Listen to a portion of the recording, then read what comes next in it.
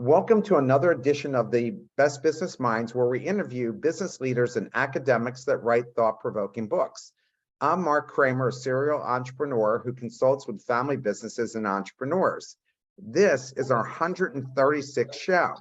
Today's guest is Dr. Michael Useem, author of The Edge.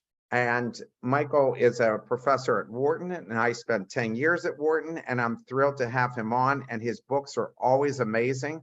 I've heard him speak many times in the Philadelphia area, and so we're very lucky to have him today. So, Mike, please talk about why you became a professor and why you focused on leadership.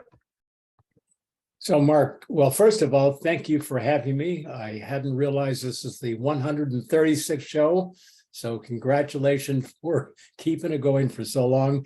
Good question to start with, because we all have a kind of a personal story or personal accounting, which in many cases I've come to realize is not exactly linear. That is, at age 7, I wasn't thinking about becoming a professor. In fact, when I went to university in the US, University of Michigan, I majored in physics. I entered a doctoral program after that in physics, migrated into the social sciences, by chance ended up at a business school, and literally by chance was at one point asked to teach a course on leadership when there was nobody else to teach it. I said I didn't know a thing about the topic, and the individual who was trying to recruit me said, "Okay, Mike, that's merit, because you've got a blank slate and you won't arrive with any prejudice or bias." So anyway, a while back I was asked to then teach not only management courses, but to come into a leadership curriculum, and that's, by dint of teaching, forced me to write about it a little bit too. So anyway, Mark, that's a long-winded answer to a good question to get going. Yeah, and I wondered, since your undergraduate degree was in physics, correct? Correct. And how has that impacted your thinking about leaders? My guess is a good number of people on our program right now as a university undergraduate may have been in engineering or applied math or physics or chemistry. And so when I say what I'm about to say, I think there's going to be a kind of a resonant appreciation. It has provided a way to think, a way to discipline your thinking, which I have always valued. So I haven't thought about quantum mechanics and general relativity in quite some time, but having thought about both at one point, and the discipline with which is required to think about what's really important in the way in wave mechanics or the bending of light by gravity, it has parallels in the world we inhabit. It does help, in my view, discipline my thinking, even though I haven't thought about a single equation in physics for quite a few years. Were you inspired by Einstein? Is that why you got into this? No, I think I was inspired by just a whole host of people from that era. So for those who recall their college or university or high school physics, some of the great names of the time, Niels Bohr, for example. Yeah. Who the Bohr atom still bears his name. Lots of European physicists back in the 1920s and 1930s, and then Einstein a little bit, through that same period, helped establish the canon now for modern physics. And I think I was inspired by the fact that they were inspired to try to unravel the universe, following Albert Einstein's famous dictum. When asked what the purpose of physics is, he said, "The purpose of physics is to make the universe as simple as possible, but not simpler." It's a pretty good dictum. It's certainly informed my thinking. Well, so now let's talk about why did you write this book? And it's a fabulous book, and I have really enjoyed reading the section on Jeff Lurie since I'm such a huge Eagles fan. So tell us about why you wrote this book. So, Mark, the origin of the book is, I think, my own frustration of thinking about leadership, what makes a difference, whether you're working at a hospital, a community center, maybe you're responsible for a ministry of government, maybe a startup, maybe a big company. A frustration in in the sense that in teaching courses on leadership, and I teach a lot of courseware and coursework on that topic with many different kinds of groups. For example, yesterday, I was telling you, Mark, a few minutes ago, we actually ran a program for the last day and a half on leadership for those who are already serving as chief executive officers. But I've also worked with high school students. I've worked with many MBA students and beyond. And I've come to appreciate, it took me a while to reach this conclusion, but my guess is many of your viewers have shared the same experience. What served people well in the past, we should remember. So in thinking about our own leadership, good to look back on what Nelson Mandela did when he worked to bring South Africa to where it is now as a multiracial democratic society, or Mother Teresa for what she did in her lifetime. We also, in addition, need to bring into ourselves the kind of leadership capabilities which may not have been all that critical in years past, but probably will be critical in the years ahead. So the origin of the concept of the book and the title, The Edge, is in a sense, we're always on the edge of where we are. Very important to look at where we're going to take a leap to, where we're going in the next 4 or 5 years, and begin to strengthen what was not required for our leadership in the past, but almost for sure will be required in the future. And just to say one more thought on that, and then turn it back to you, Mark, really important, in my view anyway, to develop the ideas that are kind of generic, general. You can apply them in many situations, but at the same time to anchor them in real experience of people that you've seen or maybe met, or at least you know the chronicle of. And thus in the book, I did focus on 10 individuals, trying to understand how the past has informed what they do now, but at the same time, how they, each in their own case, have taken steps to ensure they had the leadership for what lies ahead that's different from the past. Yeah, and anybody who reads this book, you're going to end up reading it twice, like I had to do to prepare for this. What did you learn about good and poor leadership during the pandemic? Well, it's a question that my guess is everybody on your good show here right now has spent a lot of time thinking about over the last couple of years. And it really exemplifies the theme of the book, what got us to the precipice just before the epidemic or pandemic broke out in the spring of 2020. We were leading in a period of stability and growth, and the world was still a little bit more unperturbed by trade wars and the like at that time. But coming then into the pandemic, and now as we come out of it, the same issue applies. What got us to the year 2020, to paraphrase a very famous executive coach in the US, a book he wrote a couple of years ago, Marshall Goldsmith, what got us there, what got us to January 2020, won't get us into the future, won't get us there.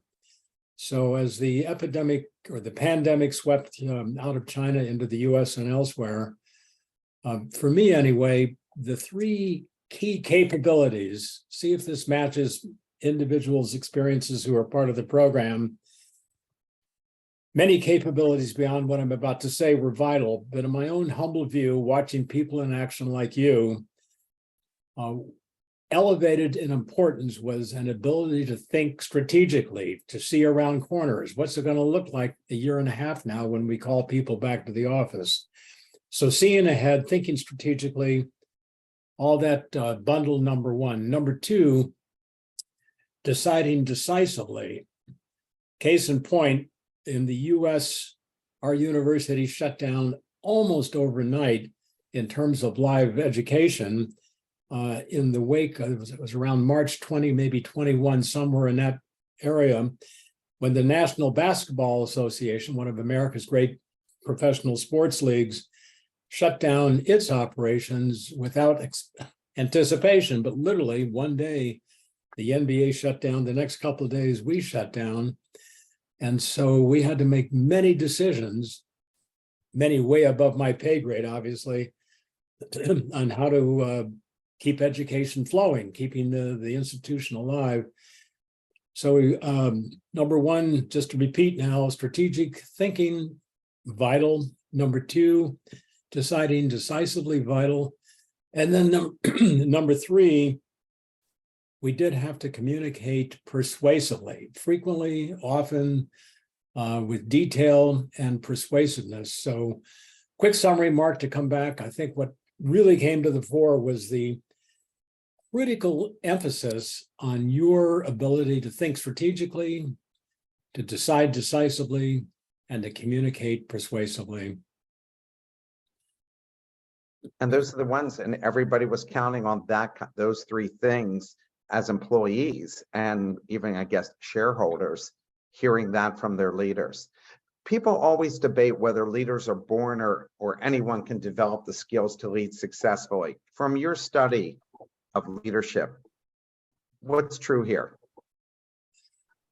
You know, Mark, it's maybe the most fundamental question of all that we have to think about and somehow get beyond.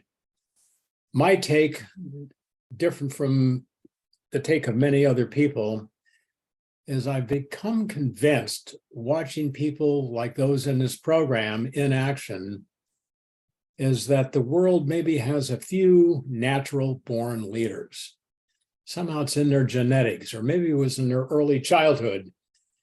And again, South Africa's Nelson Mandela is maybe a case in point. I don't think he ever took a leadership program, but boy, could he lead, could he make a difference? Could he bring a country through the revolution that he indeed carried South Africa in the best possible sense of what it means to have a revolution.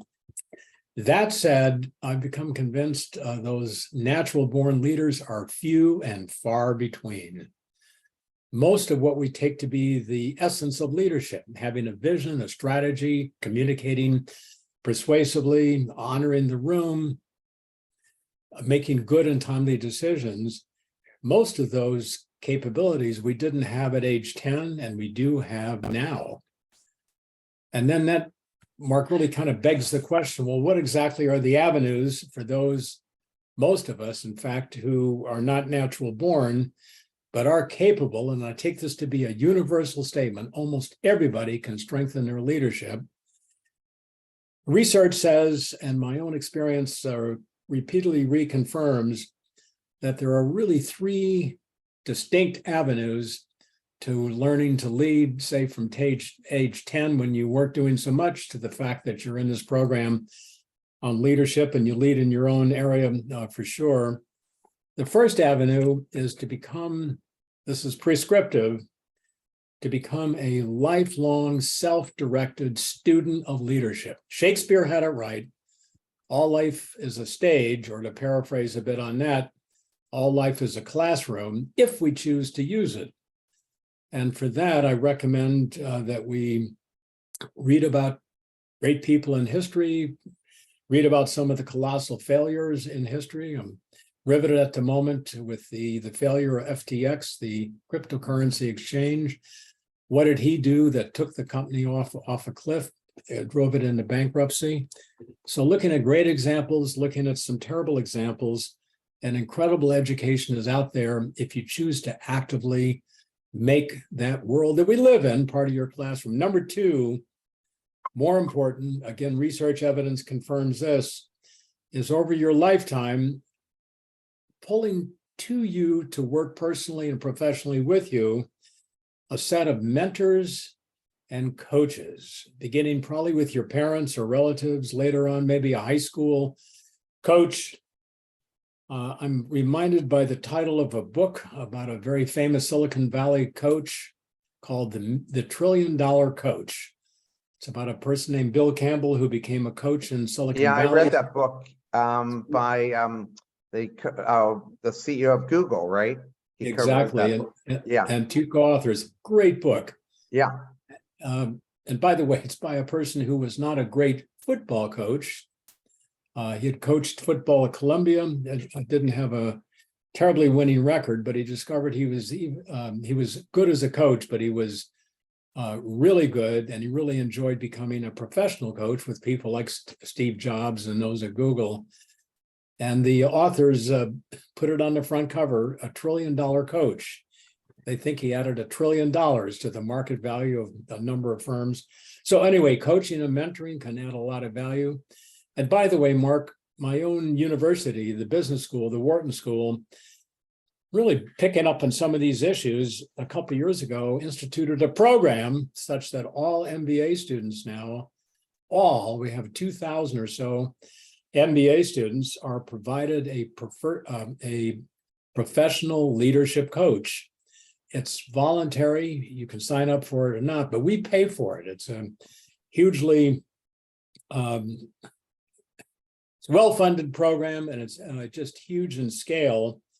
And I've sometimes thought we probably have hired all the executive coaches east of the Mississippi River, because about 2/3 of our students have signed up for a personal leadership coach. So coaching and mentoring is number 2. Number 3, reflected in our curriculum, by the way, as well, is to do what I can almost guarantee everybody with us today has done many times over, which is to take experience, great experience, terrible experience, conduct the after action review on it. What worked, what didn't work, what can we do better the next day? The AAR for short, widely known, widely practiced, and consistently apply that to what you've done. Case in point for me, I did a profile a couple of years ago of the then chief executive of the great Chinese personal computer maker, Lenovo. Lenovo, I think everybody knows now, is the #1 PC provider in the world, the #1 company that does that in terms of market share. It went from nothing to what it does today, in part because the chief executive, the founder and chief executive, he's moved on a couple of years ago, named Lu Chunzi. He had quit a state laboratory where he worked as an engineer just as Deng Xiaoping was beginning to open up China to the idea of startups. There was the time when if you had more than 5 employees, you couldn't keep going. But as Deng Xiaoping back in the 1980s opened up China to startup opportunities, Mr. Liu says, put up his hand, I'd like to do that. Had no idea what he was doing. But the main point is that every Friday afternoon, he sat down his employees, 1 during the first week, 5 a few weeks later, now an enormous number over the years, and said, okay, everybody, we don't know much about marketing or pricing or how to reach people in Greater China with our PCs, but let's look at our experience this week and let's get better at it next week. So he said over the years, every Friday he did that. And without that, Lenovo would not be Lenovo. So Mark, to recap it, becoming a self-directed student of leadership over your lifetime. Number 2, bringing in coaches and mentors, even if they don't use the mentor with a capital M in front of it as a term, but somebody who works with you close in and personally to advise you on how you need to work or add something to your leadership repertoire. And then 3, the most important, we know from lots of research, is the willingness to learn from experience. The AAR is just one tactic of many to do that. But the 3 things taken together help get all of us unwashed folks at age 10 who don't know a lot about leadership to where we do know enough to hopefully get the job done. So there it is, Mark. I'm glad Wharton's doing that program, because when I was teaching there, a lot of the students actually needed leadership coaching because people around the world are counting on graduates from great schools like Wharton and Harvard and so forth to lead the way, build the great companies or run the already existing great companies. And many of the students didn't have the skills or needed to be coached on how to develop those skills because people's retirements, their mortgages, everything, so dependent on that, as opposed to maybe where I went to school, West Virginia University, which is a good state school, but not the same kind of responsibility. And you had to remind these kids that there was a huge amount of responsibility by accepting to come to a school like Wharton. Mark, you make an implicitly really important point that has really described our own journey over the last several decades. As a business school, we go back to 1881. That's when Joseph Wharton of Bethlehem Steel, a big steel maker in the US, gave a founding grant. Name is on the school ever since 1881. I think, Mark, you know this because you used to be here. Benjamin Franklin got us going back in 1741. We've been around for a long time. But in the first 100 years of the school, the business school's existence, we didn't do a whole lot on leadership. Good coursework on finance, on marketing, operations, accounting, and well beyond.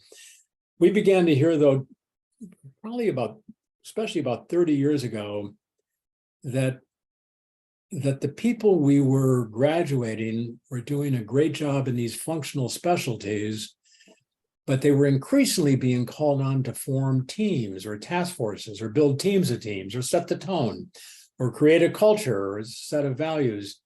They should be better at working with the environment in which they operate, becoming familiar with, for example, elected politicians. And so, again, about 3 decades ago, we began to put leadership in the curriculum. And then we realized it was so important, it's just as important as finance and accounting and everything else, that we now require students to take a course in leadership. Everybody you can't graduate from University of Pennsylvania from our business school unless you pay your library fines and you take a course on leadership and pass the course.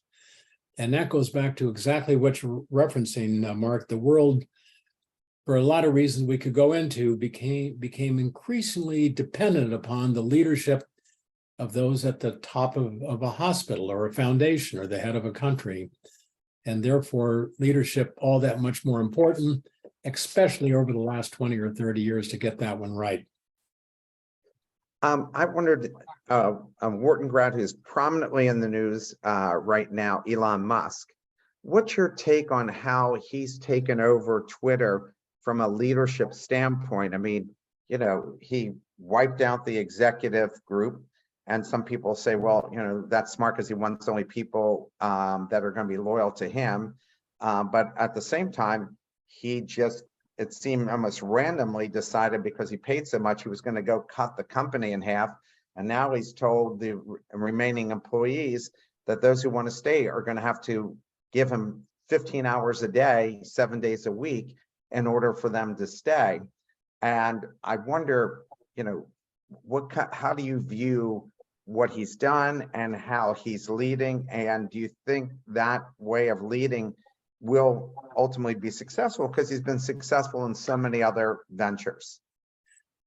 So, Mark, I think we're all a little bit startled at how a person who had been such a extraordinary success in building, especially the automaker Tesla, could have so badly stumbled as he then has taken over Twitter. So it's lead news this morning. It's been the lead news over the last several days, as he seems to be taking his role of chief executive, I guess, a little bit too seriously by taking some of the actions. That's a metaphor. He may be leading in ways that many of us are very critical of. So here's my suggestion to all of us, thinking about Steve Jobs, for example, or thinking about Mother Teresa, thinking about Mary Barra, who runs General Motors. They're all part of the stage that we're part of. They're part of the stage we're on, going back to Shakespeare here. And it's really good to study them for what they're doing and draw out what has worked and be very clear about not accepting what, in your view, may look like it's working, but in your own conclusion is not what you want to use to work your leadership yourself. And many people, of course, looking back on Steve Jobs' reign at Apple, an extraordinary run there as leader of that company. Many of the steps he took, absolutely brilliant, one of the great innovators of the contemporary era, to say the least. On the other hand, some of the practices that he had adopted for himself are not what we want, should not want what we want to lead in our own place. Thus, back to Elon Musk. great example back in this category of making all life a stage or all life a classroom, watching carefully what he's doing, and also saying, okay, what he's doing, I don't want to do, it's not going to work. And thus some of his HR, his human resource actions of the last couple of days, for me personally, fall in that category. This is the opposite of what I want to do. And he helps remind me of the importance of knowing that this is the opposite of what I want to do. I mean, when I look at him, I wonder, he's great at startups where he's building his own culture. Now he's taking somebody else's culture and decimating that culture, trying to recreate it. But it was always, Twitter's successful. I mean, it might not be hugely successful, even from a monetary standpoint, but it is successful over time. Totally. Yeah. And so it seems to me that maybe he should have given himself a little bit of time before he started making these moves so quickly and what he's doing. And I think when we looked at Steve Jobs, that if there wasn't a Steve Wozniak or a Tim Cook, he would have probably been abject failure. You know, he was great at the envisioning what the technology should look like. But we know we've had Wharton students that worked at Apple and said, you know, if you didn't have those guys there to kind of balance him out, it would have been catastrophic for those companies. So, Mark, two ideas coming from what you've just said, I want to stress, because in my humble view, again, really important. And that is, number one, that leadership is an individual and a team sport. You've got to be really good as an individual performer. Witness Elon Musk in the news the last week or two. In addition, you need to build, it's obvious point when I say it, almost trite when I say it, we got to have some great people around us who can do what we can't do so well, but that's why we want them on our team. In fact, we don't want somebody who's just like us on our team, because it's a waste of a place on the team. So good to have an extremely good inner circle around you, a top team working with you. And there's a whole lore to how to think about that. And as companies go from startup, let's say 5 or 10 employees to more than that, pretty quickly it becomes the art of leading a team of teams. So new issues then become paramount in terms of coordinating them and all that.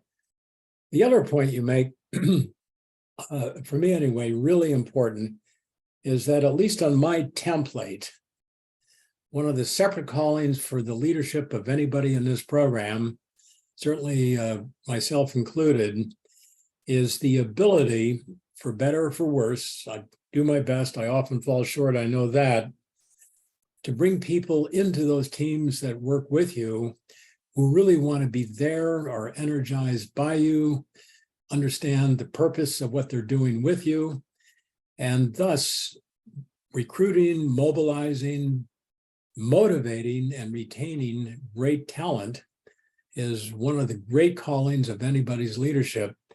And I think, at least at the moment, the new boss of Twitter seems to be falling short on that particular criterion. So our purpose here is not to be critical or adulatory of anybody in particular. Our purpose here is to think about people. Tim Cook, a good example. You mentioned him just a minute ago. Steve Jobs, obviously. Elon Musk, of course. In the book, I profiled a person named Tricia Griffith, who runs one of America's biggest insurance companies. Good to look at Tricia Griffith as well for what she brings to her corner office. She's the CEO there.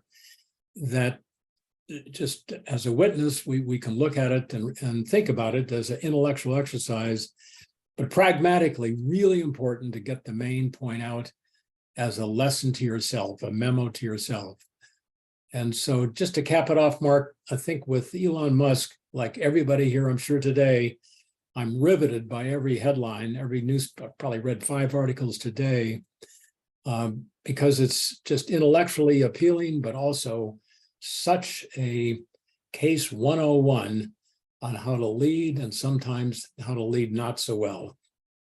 Yeah, and we're going to see how it unfolds because like you say, it's drama on the stage. So we'll get to see how that, and there are going to be lots of case studies written about this over time as we see what actually comes out. And it's good to have that, I think Tim Cook actually misses Steve Jobs because really they haven't been very innovative since he died. They're just, improving the existing product line, but I haven't seen really cool innovation like it was when Jobs was alive. And Mark, that gets us nicely, I think, back to this idea of the edge, which for me personally, I put at the very top of what I'm concerned about in teaching, writing about leadership, and that is, and this, by the way, came up in this program I mentioned yesterday for chief executives, we need to be very self-conscious about what it takes to get our job done now. Equally, we need to be very self-conscious about what we're going to need in 5 years, which is not entirely the same of what we need now. So I would encourage everybody to just do that little kind of fortune gazing ahead. Think about yourself. Let's make it the year 2027. What are a couple of the additional leadership capabilities you're going to need, knowing that the world's going to be different in definable ways? And I think that's an exercise we all need to perform, in that for sure what got us here won't entirely get us there. And you profiled some amazing leaders as we've been talking about. And was there any common threads like education, activities, environments they grew up in? Anything that you saw that you'd say, you know what, they all pretty much have this in common from a background standpoint? The backgrounds were amazingly varied, almost as varied as I'm sure as varied as the backgrounds of the people here.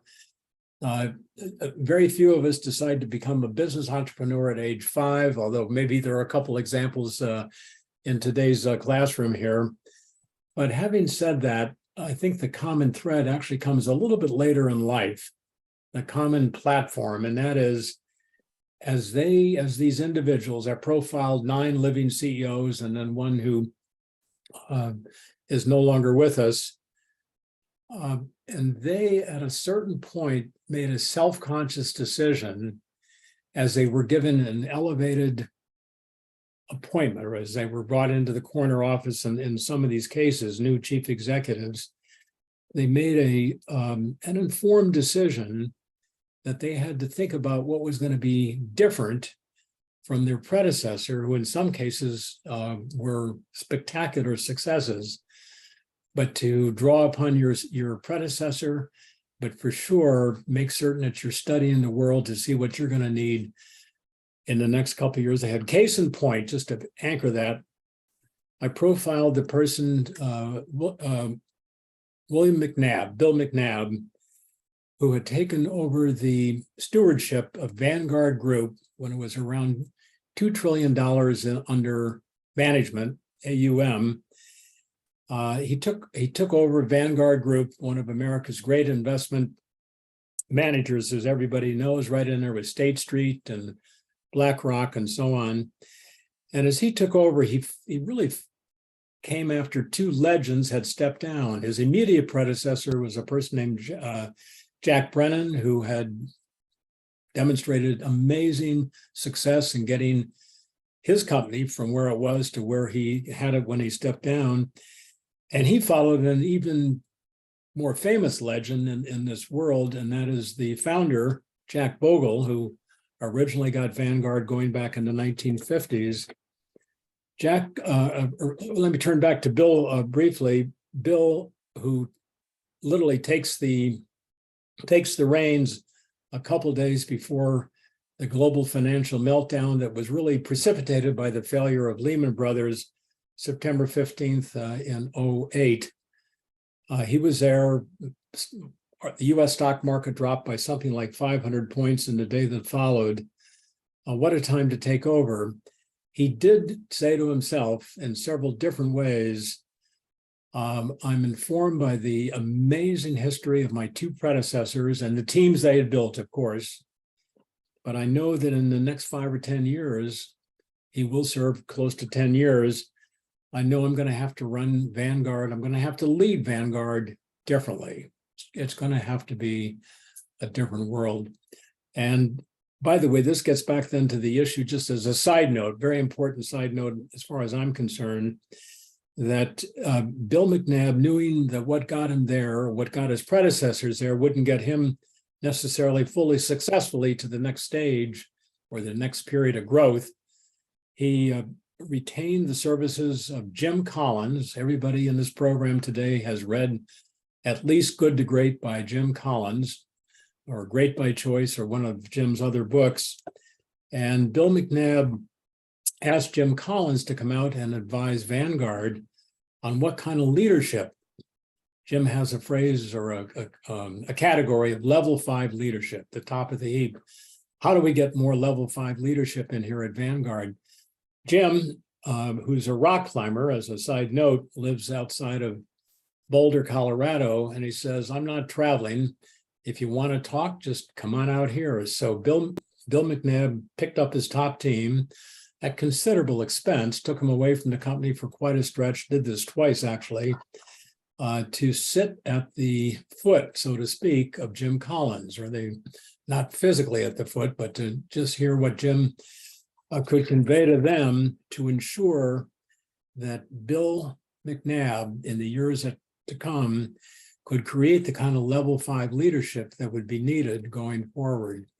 So the common thread, one, we can come back to others, is that as individuals were elevated to a higher rung, more is expected of them. The impact is greater from them. Bill McNabb exemplifying, I think, the underlying point, at least for me, we've got to be self-conscious about learning the ropes, what's going to be required for the next stage to be a success in our own right. So leadership in that sense, continuous improvement, to borrow from Toyota there, is part of the deal. Well,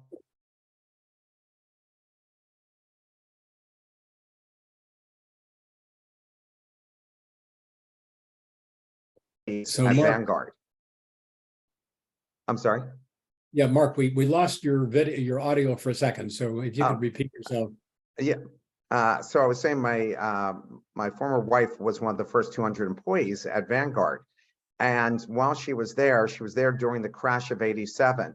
And to show real leadership, when the market crashed, Jack Bogle actually came down from his office and had all the senior leadership put on headsets and take all the calls just like everybody else. And she said everybody was blown away. And she said he was at the next cubicle next to her, taking the calls and answering people's questions for them. So I think that really was strong demonstration of leadership, because how many CEOs would actually come down and work in customer service? And she said he did this for a week, every day, all day, coming down there, answering it, CFO, everybody. Marc, and I think it's symptomatic of what Jack Bogle gave into the DNA of Vanguard. And by the way, think about your own contributions. Hopefully in 5 or 10 years, people are going to be talking about what you gave 5 or 10 years earlier. And what Jack Bogle, of course, did was to focus on what customers really wanted. Sometimes customers don't know what they want, so you have to help out a little bit on that. So listening to customers, they wanted very low price. They wanted predictable improvements in their assets. And Jack Bogle could say that, and he did say that. I had Jack Bogle into my classes at least half a dozen times, so I've heard it directly. But in coming down and sitting with employees and talking himself with customers, that says in volumes what no words can quite convey. And later on, Bill McNabb, with that cultural mindset created as the global financial crisis came on a decade later, he said, look, we've got same thing. We got to be in touch with customers, got to hear what their concerns are. And he also learned, by the way, at about that time, that customers were increasingly interested in exchange traded funds, ETFs. The company was slow in the uptake and getting into that market, but as an acute listener, ear on the ground, bring the customer inside, bring the market in, is the phrase sometimes used. picking up Jack Bogle's DNA that he had left for his predecessors to absorb, Bill McNabb added his own additional underpinning or underscoring of that cultural value. And maybe, Mark, I'll just end my thought on that one this way. I think we tend not to think about culture and tone setting as part of our calling as a leader, but unequivocally, the tone we set, the architecture we build is also part of the leader's calling. No question. And, Jack Bogle, if you ever did business with Vanguard, even after he left, people who had been around, grew up with him, would quote him and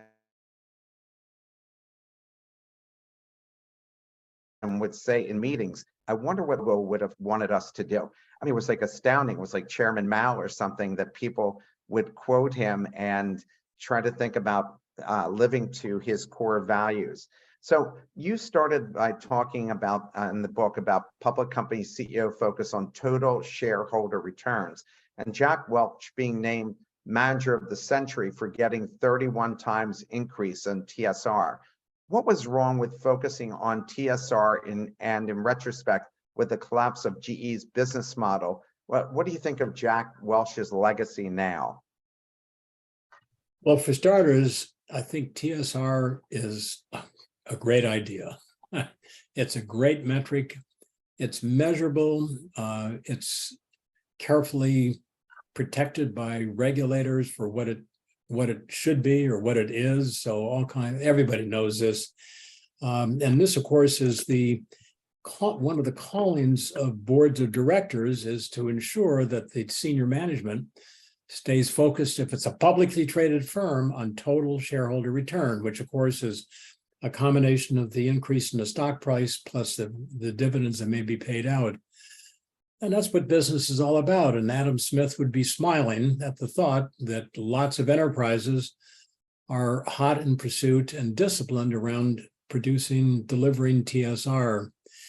So given the fact, my own view on this, others may not accept it, that over the last quarter century or so, especially in the US, but in many other countries, I've seen it in China, India, Chile, and beyond, national regulatory authorities, not to mention private sector for publicly traded company top people, have become very good at creating, delivering, measuring, and witnessing the creation of total shareholder return. That said, and this is one of the themes of the book, The Edge, we also now are in a new era where that's there, but not sufficient in several particular ways.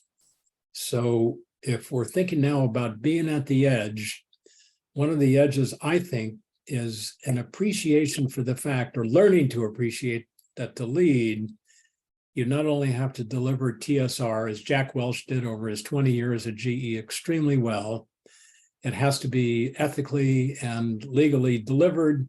It's always been a bit of a cloud over some of those issues at GE Capital, but let's say it was appropriately delivered at GE over those 20 years. Kudos to him for doing that. But also in the era we're in now, we know, everybody I think in this program would probably say, if we had a conversation, that a lot of people are coming to the workplace, not just for the paycheck, if that was ever true. They're coming because they want to do something with their lives that have impact on a lot of other people for the good. And thus, we need to worry about TSR. In addition, we need to worry about purpose, how we focus on purpose, how we generate, how we deliver it. And today, lots of people are coming to work very worried about the environment and the kind of flooding that's followed some of the hurricanes that hit Florida recently, or have been hit by some of the fires that are widespread in parts of California in the months past. And therefore, if we are entirely focused on TSR and not focused, at least to some degree, appropriately, on ESG, the environment and sustainability, I think we got a losing, a losing model that short-term, fine, long-term, I think we're going to be in trouble. So coming back now to the edge, I think we're going to need to become that much better at not only TSR, but also about the environment and sustainability. We need boards that are independent and really good, my view anyway, strategic partners at top management. And certainly over the last couple of years, diversity, both for instrumental and for equity reasons, really important. And one of the people I feature in the book, just to mention this point, and I'll stop on this, the chief executive recently stepping down at Johnson & Johnson, Alex Gorski, who's been, again, one of the visitors to my classes on many occasions, has always said, when asked about diversity, how important is that? He puts it very simply. I love the formula. If I'm in a room, let's say a team around developing a new product or maybe doing a $10 billion acquisition, and everybody thinks like me, or at least one other person thinks like me, I don't need to be there. That person doesn't need to be. I want people who think differently from me, and thus will bring something to the conversation that's value added. So that's the instrumental side. For equity reasons. Diversity is important as well. Shouldn't underestimate the significance of that. So Mark, full circle, TSR, Jack Welch proved it was important. It's been widely accepted within the publicly traded private sector in most countries that it's important. There are lots of flaws that can get in the way of doing that. But having said that, if we're going to lead, or let's make it the next 10 years through 2032, I think we need TSR plus, ESG plus, DEI plus, innovation and beyond. I'll stop on that, Mark. I'm curious about this. Why do some organizations, after extensive background checks and interviews, still pick a leader who fails? I mean, I remember HP a few years ago had gone through 3 leaders in like a year and a half time period. Boeing had some of the same issues. So what happens there? Where's the failure? You know, it's a really great issue for several reasons, and I'm reminded of its great importance having sat through this program I mentioned earlier that we ran yesterday in New York for chief executives and those who are due to become a chief executive. We had one panel discussion on executive succession, and the interest in that topic was extremely high. And a lot of ideas were brought into the conversation. On the affirmative side, it's easy to go wrong on that. And that's why we end up with some people who don't last more than sometimes a year. My favorite example is Mattel, the big maker of toys. It had 5 CEOs in 5 years. Yahoo had 6 CEOs, I think, in about the same number of years. Hewlett Packard had 1 chief executive that lasted 11 months. A Southern energy provider hired a chief executive and fired him after 1 hour. So how's that for a disaster? How's that for a lack of vetting? So all that being said, in my view, it's increasingly critical to get the choice of a successor right, because the downside impact has grown as markets have become more uncertain, more unpredictable. There's more riding on making a good choice. But what's going wrong with these people on the board who are making these selections? Because supposedly they're some of the smartest and experienced minds. I mean, to get a CEO who lasted 1 hour or 11 months, I mean, it used to be if you were picked to be CEO of Hewlett Packard, you were running about a decade. I mean, that was the expectation, right? Totally. In fact, right now, the average longevity of CEOs, let's make it the S&P 500, is I think it's around 9 years. So it's a big decision. It's the biggest decision the boards make along the way by far. Therefore, no step is wasted. And just to illustrate the point in reverse, the chief executive you mentioned at HP, who came in, had actually not been interviewed by all the board members before he was so appointed. So turn it around into the tactics of executive succession. We want every director to spend some private time, off-record time with the candidate. We want extensive vetting by talking with people who knew the individual in her or his old role. And my kind of the A case for that, I worked with a colleague in executive search a couple of years ago, and we wrote an article on the succession decision at a huge pharmaceutical company where there were two candidates that were actively being considered by the retiring chief executive. He said they were great. The board ought to take a close look at them. This company, though, hired my co-author and my colleague here, who's an executive search, to interview. This now is the detail of good executive succession planning and vetting. My friend was asked to interview all the people the company could find who had worked with the three top candidates. So they early on expanded from 2 to 3 candidates, one much younger, much less experienced than the 2 more senior people who were the logical successors. And they asked this individual, my colleague, to interview all the people who would work for all 3 candidates. And the final question was, if you were to make the decision on who ought to be the next chief executive of this company, who would you pick? Well, most of those 15 people interviewed picked the dark horse, the younger person, less experienced, but had more, in their view, tangible experience that was going to make them more of an inspiring strategic leader. And the board, with that information, very detailed, very timely to collect, quite costly to acquire, was part of the package. To make the bigger point, I think you can't overstress how important it is to get that decision right, with 100 different steps to indeed get the data and the due diligence done. We have a question from the audience. What's a blind spot you had, Mike, that helped you pivot and that you learned from the most? I love the question. I'd like everybody to think about their own blind spot. And the second half is the key thing, and what you learn from it. So this is now the after action review. Yeah. So I'll be very brief on this, Mark, because I realize we're running out of time. For many years, I've been involved in outdoor everything. So hiking, skiing, and a lot of high altitude hiking, and even some mountaineering. I was with a friend climbing one of Switzerland's highest mountains, not the Matterhorn, but near the Matterhorn. And we were heading up, we didn't have a guide, heading up to a small hut. We'd spend the night, get up around 3 a.m. and try to get to the summit of a mountain called DOM, D-O-M, almost 15,000 feet in elevation, higher than the Matterhorn there. Anyway, we're heading up, the weather's turning terrible, we get soaked.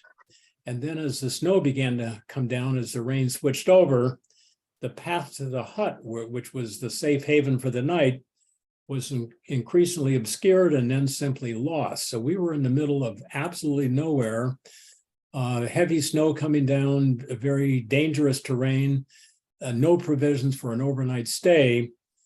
Fortunately, thank goodness, there was a message in this. The hut keeper, who had gone to bed, anticipating there might be a few lost souls like us, had put a lamp out on the front of the hut.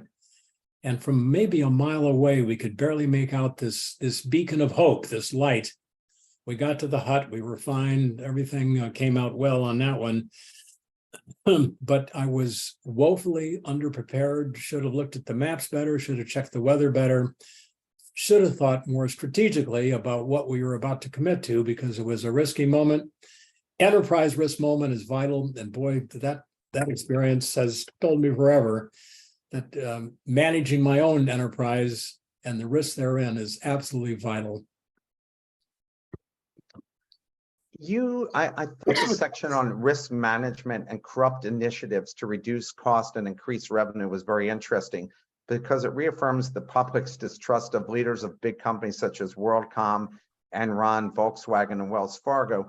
What do we learn from this, and why do CEOs, especially of large companies, continue to try to beat or manipulate the system? And how do companies overcome the label of being a liar and a cheater like Wells Fargo was? Right. It's a good note to begin to end on because it was not even a note that we thought about. Let's make it 20 years ago.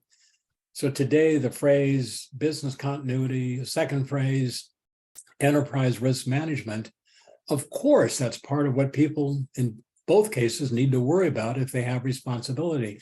How are you going to keep going if we get shut down because of a pandemic? And what are the risks out there haunting that they often are, but maybe not easily recognizable that can suddenly devastate a country? I did a book a couple of years ago on a terrible earthquake in Chile. You never know when an earthquake is going to hit, but if you're in an earthquake zone, sooner or later one may arrive. And anticipating that possibility in your own lives, at your enterprise, in your community, with your family, I think it's become a good idea. And I think the world, probably everybody in this program, concludes the same way, to become more savvy about what can go wrong before it goes wrong. Can't stop an earthquake, maybe can't stop a wildfire these days, but in the case of Wells Fargo, we can stop improper, unethical, and in that case, some illegal loan practices that are going to almost kill the companies. Happened at Volkswagen as well with the emission scandal. And therefore, one of our callings is to think not only about TSR and ESG and DEI, to use those several acronyms, but what are the opportunities on the affirmative side and what are the risks on the negative side that we just have to have in our equation, part of our leadership repertoire. So concerned, Mark, I became about that I did this book on the earthquake in Chile some years ago that was the sixth biggest earthquake to ever hit the earth, devastating to the people of Chile. And in the interest of helping people think more about their own risk management, I spent a good bit of time trying to understand how Chile came back from the earthquake, number one, and then put in place devices to avoid a catastrophe if another one of equivalent magnitude, another earthquake hit in the future.